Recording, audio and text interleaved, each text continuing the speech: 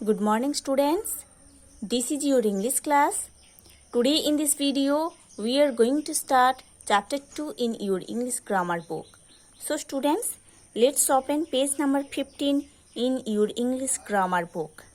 Now see on the top of the page there is chapter 2.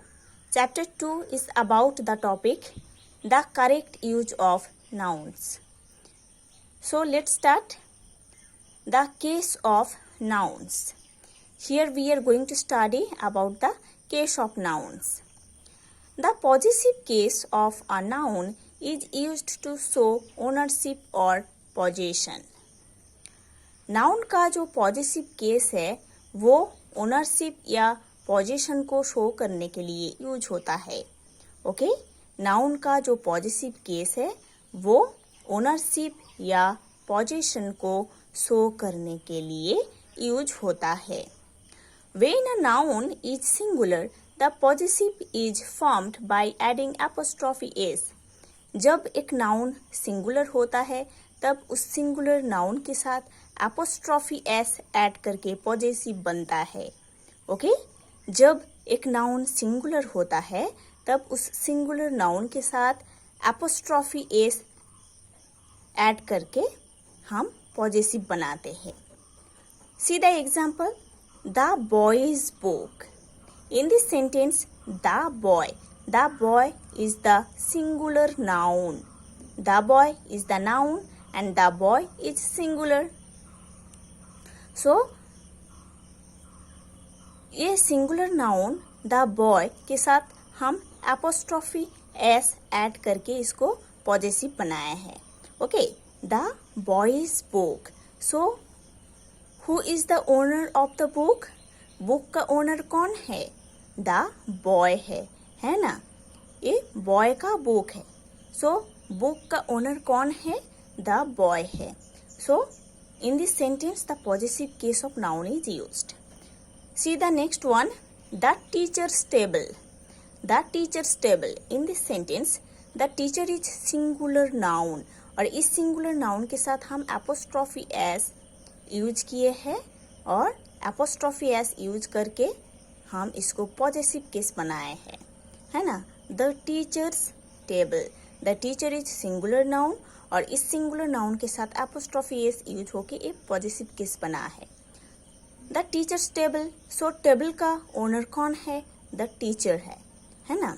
So in this sentence the possessive case of noun is also used. When the noun is plural and ends in S. जब एक noun plural होता है और ending में S रहता है, the possessive is formed by adding only an apostrophe. तब हम ओनली एक एपोस्ट्रॉफी यूज करके पॉजेसिव केस बनाते हैं. ठीक है, जब एक नाउन प्लूरल होता है और उस नाउन के एंडिंग में एस रहता है तब हम पॉजेसिव बनाते हैं. उस नाउन के एंडिंग में जो एस रहता है उसके ऊपर बस एक एपोस्ट्रोफी लगाकर उसको पॉजेसिव बनाते हैं. See the example, boys school. Boys is plural noun and the word the noun boys ends with S, है ना. बॉयज जो वर्ड है उसके एंडिंग में एस है, इसीलिए हम ओनली एक एपोस्ट्रोफी लगाए हैं एस के ऊपर. ओनली एक एपोस्ट्रोफी लगा के इसको पॉजेसिव बनाए हैं. Boys school. सो स्कूल का जो ओनर वो कौन है? वो बॉयज है ना. So here possessive case of noun is used. Girls college, है ना. गर्ल्स ऑल्सो प्लूरल नाउन और गर्ल्स जो वर्ड है नाउन है उसके एंडिंग में एस है, इसीलिए हम ओनली एपोस्ट्रॉफी यूज किए हैं एस के ऊपर और ओनली एक एपोस्ट्रॉफी यूज करके इसको पॉजेसिव बनाए हैं. ठीक है. So college, girls college. College का जो ओनर है वो है गर्ल्स, है ना. Now see the next one, horses tails, है ना. Horses is also plural noun और इस नाउन के एंडिंग में एस है, इसीलिए हम ओनली एक एपोस्ट्रॉफी ऐड करके इसको पॉजेसिव बनाया है. सो टेल्स का ओनर कौन? हॉर्सेस, है ना. So there is also the possessive case of noun used. Now see, When the noun is plural but does not end in s, the possessive is formed by adding apostrophe s. जब एक noun plural होता है but उसके ending में S नहीं रहता है, तब हम उसके साथ एपोस्ट्रॉफी एस यूज करके पॉजेसिव केस बनाते हैं. ठीक है. जब एक नाउन प्लूरल होता है बट उस नाउन के एंडिंग में एस नहीं रहता है, तब हम उस नाउन के, उस प्लूरल नाउन के साथ एपोस्ट्रॉफी एस यूज करके उसको पॉजेसिव केस बनाते हैं. See the example. Men's club. Here men is the plural noun, और जो मेन नाउन है उसके एंडिंग में एन है, एस नहीं है, इसीलिए हम एपोस्ट्रॉफी एस ऐड करके उसको पॉजेसिव बनाया है. So who is the owner of the club? Men, है ना.